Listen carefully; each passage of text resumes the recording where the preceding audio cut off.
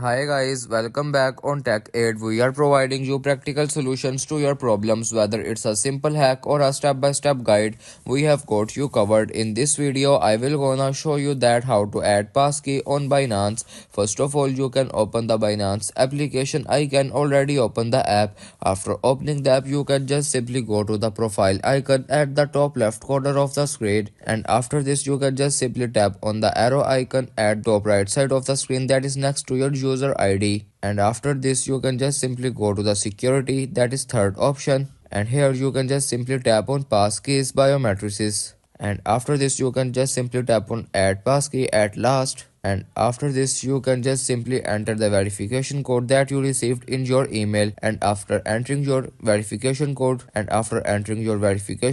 you can now tap on submit, and it is the way you can add passkey on Binance app. If you want to keep your online activity private and access to restricted contents like I do, trying using a VPN. It's secure, easy to use, and makes a browsing safer. The link to buy is in the description below. If this tutorial helped, don't forget to like the video and subscribe for more practical solutions. Got questions or need extra help? Drop a comment below and we will be happy to assist. See you in the next one. Thanks for watching.